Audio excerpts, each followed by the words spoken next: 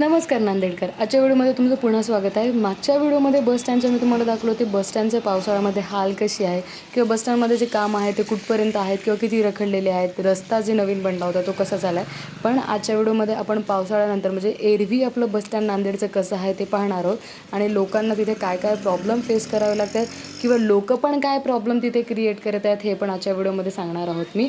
तर इथे पावसाळ्याचा हाल मी तुम्हाला पहिल्यांदा दाखवलेला आहे. पूर्ण बस स्टँड वगैरे पाहू शकता तुम्ही. मी आजूबाजू दाखवला आहे, वॉशरूमचा वगैरे पण एरिया मी तुम्हाला त्या टाईमला व्हिडिओमध्ये कव्हर केला होता. तर आज मी व्हिडिओ वापस जाऊन तिथं शूट केलेला आहे आणि पुन्हा तुमच्यासाठी एक व्हिडिओ बनवून आणलेला आहे. तर हे आहे आपलं एरवीचं बस स्टँड.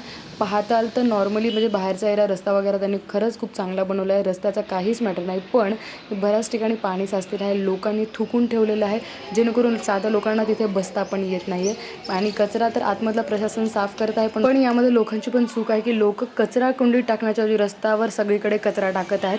अजून दुसरं म्हणलं तर बसायच्या ठिकाणी थुकून ठेवणे, घाणेरडं पाणी सांडणे, त्यासोबत कचरा सांडणे. नो मॅटर प्रशासनाची भरपूर ठिकाणी चूक आहे, पण जिथं पाणी प्यायचा एरिया तिथे तुम्ही थुकता, जिथं ऑलरेडी लिहिलं आहे थुकू नका, ही किती चुकीची बाब आहे. की वॉशरूमच्या एरियामध्ये कचरा टाकणं, त्यासोबत प्रशासनही मान्य आहे खूप ठिकाणी चुकत आहे, स्वच्छ नाही ठेवत आहे, पण आपली तेवढी जिम्मेदारी आहे आपल्या आजूबाजूचा एरिया स्वच्छ ठेवण्यामध्ये. मी पूर्ण तुम्हाला एरिया कव्हर दाखवलेलं, कुठं कुठं प्रशासनाची चूक आहे, कुठं कुठं आपली चूक आहे.